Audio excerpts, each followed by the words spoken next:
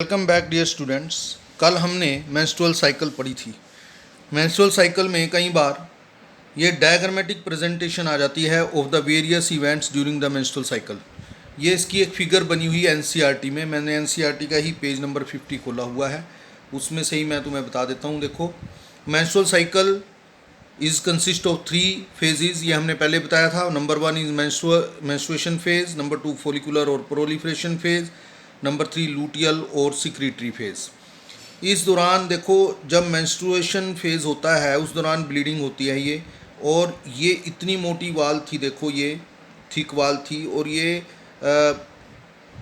Rupture होकर in the form of blood comes out of the body. फिर इसकी thickening इतनी रह जाती है।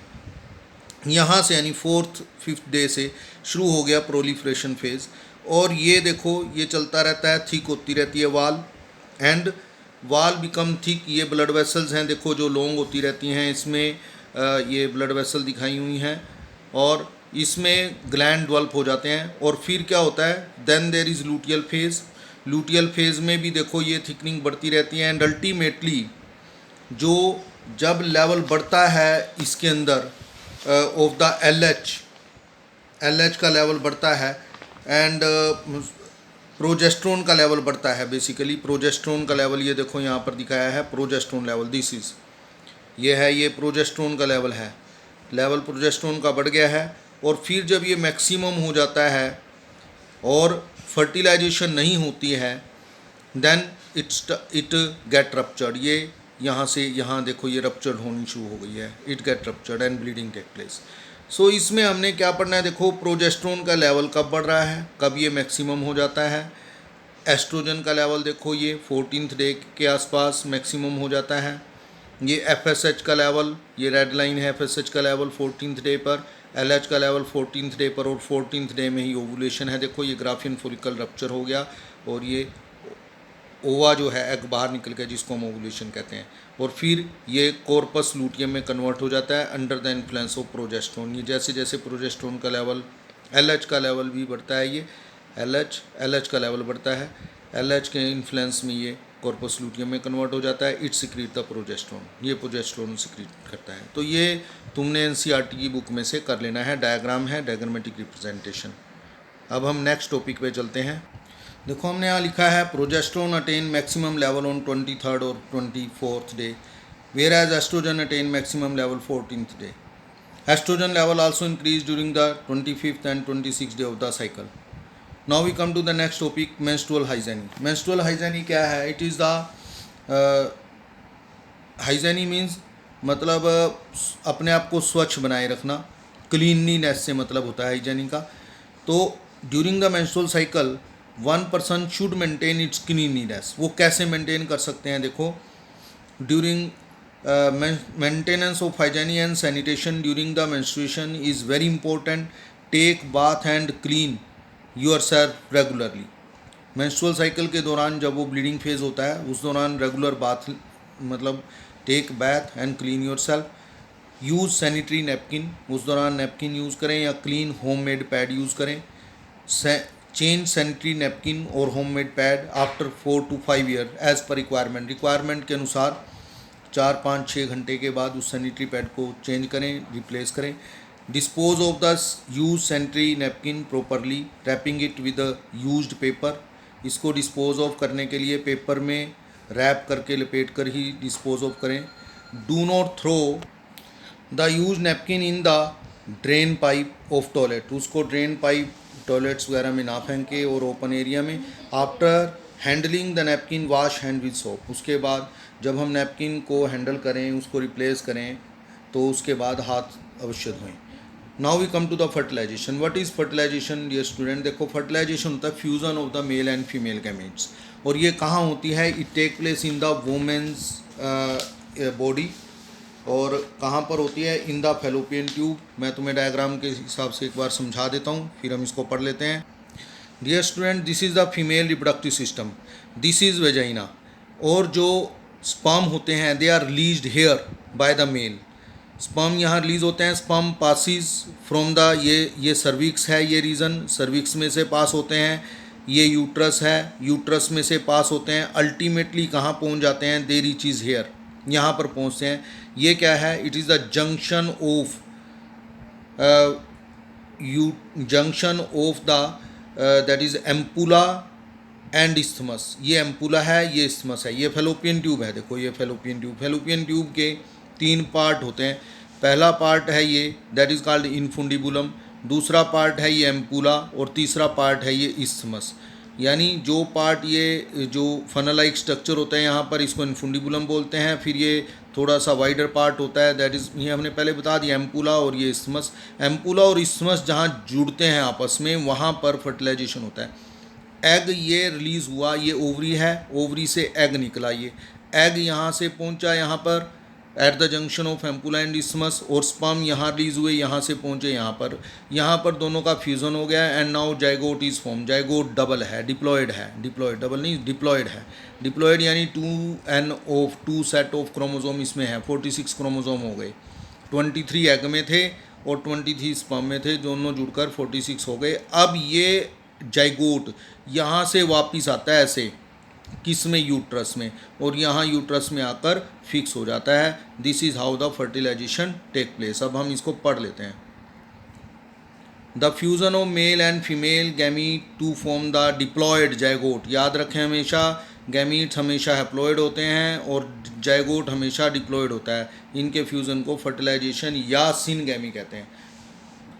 साइट कहाँ पर होती है, in human being fertilisation is internal. Internal का मतलब भी फीमेल बॉडी के अंदर होती है, mother body, and take place at the junction of isthmus and ampulla. जो मैंने अभी फिगर में बताया था, इस्थमस और एम्पुला के जंक्शन जहाँ दोनों जुड़ते हैं, वहाँ पर फेलोपियन ट्यूब में होती है। Arrival of the sperm and ओवा, कैसे ये दोनों पहुँचते हैं, during copulation semen is released by penis into the vagina. When male and female come together, that is called copulation। उस दौरान जो सीमन रिलीज होता है in the vagina, about 200 to 400 million sperms in 3 ml of the semen, यानी 200 से 400 million, 1 million में 10 लाख होते हैं, यानी 2000 लाख और से 4000 लाख स्पर्म रिलीज होते हैं in 3 ml of the semen in the vagina of female by male, called insemination. इसको इंसेमिनेशन बोलते हैं। क्वेश्चन लिख लो यहाँ पर एक, तुम मैंने लिखा नहीं हुआ, लिख लो, व्हाट इज इंसेमिनेशन, पोज करके लिख लो, व्हाट इज इंसेमिनेशन।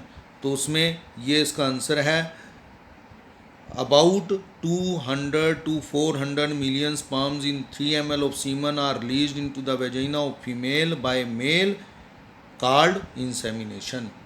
ठीक है। Motile sperm swim rapidly. अब जब इंसेमिनेशन हो जाती है, जब देखो ये यहाँ पर इंसेमिनेशन रिलीज हो गए स्पर्म, मोटाइल स्पर्म ये मूव करते हैं यहाँ से, कहाँ पर, at the junction of the ampulla and isthmus. यही लिखा हुआ है, देखो, motile sperm swim rapidly passes through cervix. ये सर्विक्स है, देखो, this region is called cervix, इसमें से पास होते हैं यहाँ से, passes through uterus and reaches here. तो this is cervix, enter into uterus and finally reach the ampullary isthmus junction of the fallopian tube। तो यहाँ ये हमने करना है, ये या लिखने की जरूरत नहीं है, ना याद करने की जरूरत है, पढ़ा देता हूँ। बस यहाँ तक तुमने लिखना है, इसको ट्यूब तक, उसके बाद यहाँ से शुरू करेंगे। कॉन्ट्रैक्शन ऑफ द यूट्रस, जब इस दौरान यूट्रस भी कॉन्ट्रैक्ट करती है, फेलोपियन ट्यूब भी कॉन्ट्रैक्ट करती हैं, और ये असिस्ट का मतलब हेल्प करती हैं इन द स्पर्म मूवमेंट। यानी contraction of uterus and fallopian tube ये स्पर्म को मूव करने में हेल्प करती हैं। Only 100 sperm reach the fallopian tube. देखो यहाँ पर अभी हमने बताया था कि यहाँ पर 200 मिलियन से 400 मिलियन स्पर्म रिलीज हुए, लेकिन जब हम देखते हैं यहाँ कितने पहुँचे, सिर्फ 100 स्पर्म, बाकी कहाँ गए। ड्यूरिंग द मूवमेंट, जब ये मूवमेंट होती है यहाँ से यहाँ तक, काफ़ी सारे स्पर्म रास्ते में मर जाते हैं ड्यू टू एसिडिक मीडियम। ये एसिडिक मीडियम होता है यहाँ पर, ठीक है, उसके कारण मर जाते हैं। कुछ स्पर्म्स को ये वाल्स एंगल्फ कर लेती हैं, खा जाती हैं, ये यूट्रस की वाल्स में इंगल्फ कर लेती हैं उसको। तो इस तरह से ओनली 100 स्पर्म रीचेज हेयर, सिर्फ 100 स्पर्म ही वहाँ तक पहुँच पाते हैं। ठीक है, ये हमने यहाँ पर लिख दिया। Rest of the sperms are killed, बाकी सारे मारे जाते हैं by the acidity of the female genital tract. जो फीमेल जेंटल ट्रैक है उसमें, and many sperms are engulf, निगल लिए जाते हैं by the phagocytes of vaginal epithelium. तो ये तुम्हें यहाँ से लेकर यहाँ तक लिखने की जरूरत नहीं है, ना ही तुम्हें याद करना, ये मैंने वैसे लिख दिया, बता दिया तुम्हें, ठीक है। Now we come to the ovum, released by ovaries also transported. जो ओवम है मैंने बताया था, जो ओवरी से रिलीज हुआ है ओवम, यहाँ से रिलीज हुआ ओवम, ये भी यहाँ पहुँचता है, ठीक है। Ampullary isthmus junction with the help of fimbriae and cilia of the fallopian tube. देखो फिम्बरी क्या होते हैं, ये finger like projection, these are called fimbriae, और यहाँ पर छोटे छोटे हेयर्स होते हैं, ये हेयर्स भी एग को मूव करने में हेल्प करते हैं। Fimbriae and the cilia help in the movement of the egg to the junction of ampulla and isthmus। तो ये लिखा है इसमें। Now in this place, that is ampullary isthmus junction of fallopian tube, where fertilization take place, fertilization can only occur if ovum, ये बड़ी important line है, fertilization can only occur if the ovum and sperm are transported simultaneously to ampullary isthmus junction।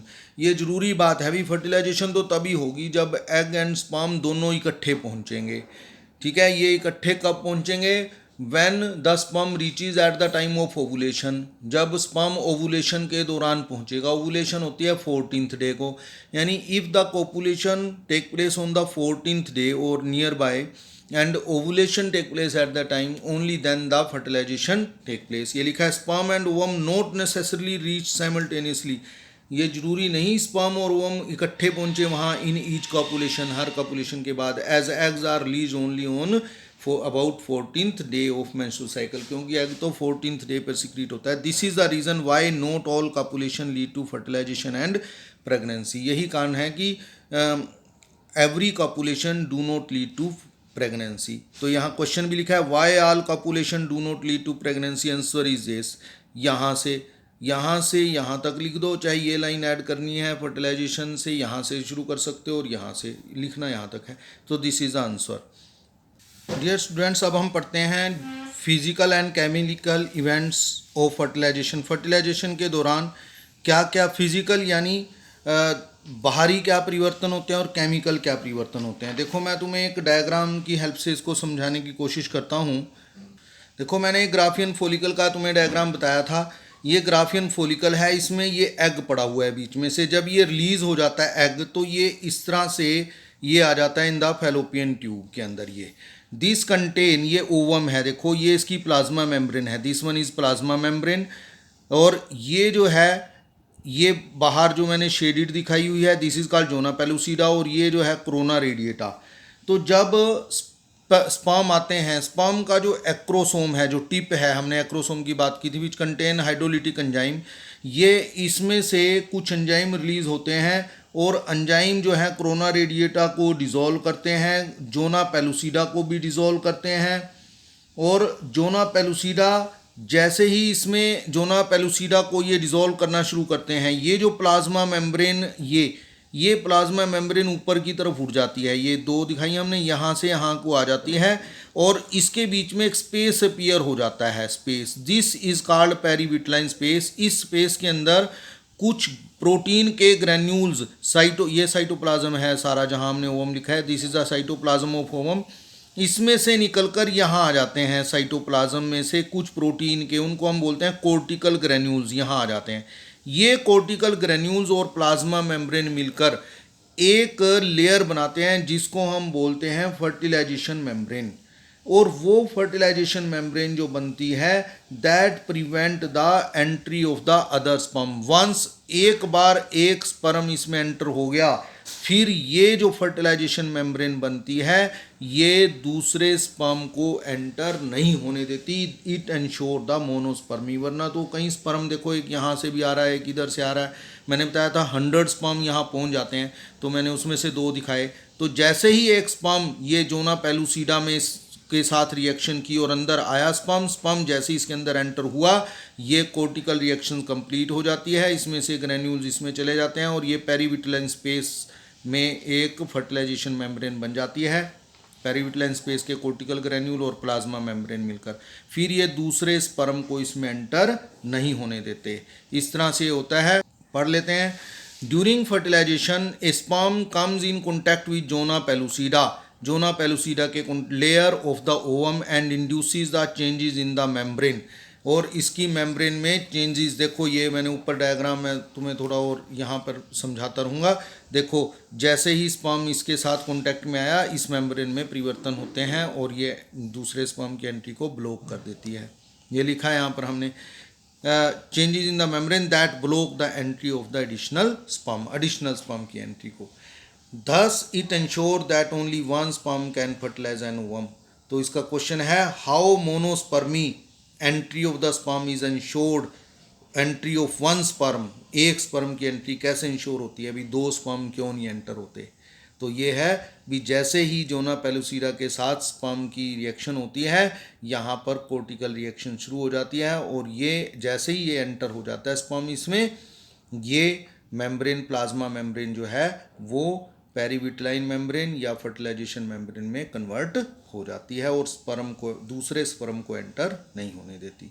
Now we come to next one, secretion of the acrosome help the sperm. Acrosome का secretion ही help करता है sperm enter into the cytoplasm of ovum through zona pellucida and plasma membrane. दो membrane है देखो, zona pellucida and plasma membrane.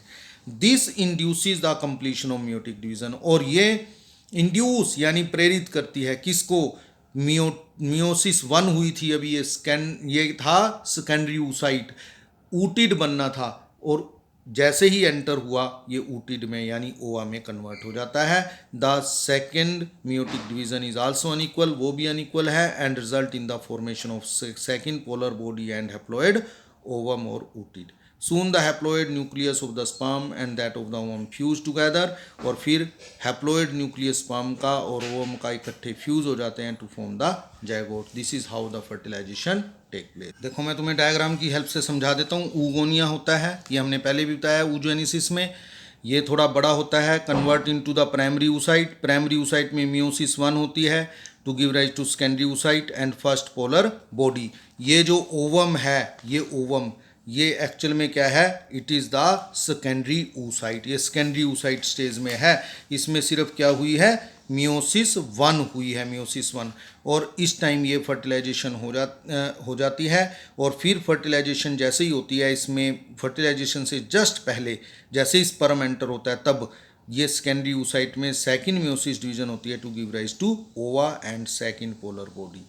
First polar body भी degenerate हो जाती है, सेकंड पोलर बॉडी भी डीजनरेट हो जाती है। आज हम इतना ही करेंगे डियर स्टूडेंट्स। इसके नोट्स बनाए, ये लास्ट वाला टॉपिक मैंने सिर्फ समझाने के लिए बनाया है, इसमें तुमने कुछ नहीं नोट करना है क्योंकि ये पहले समझा दिया है। Thank you.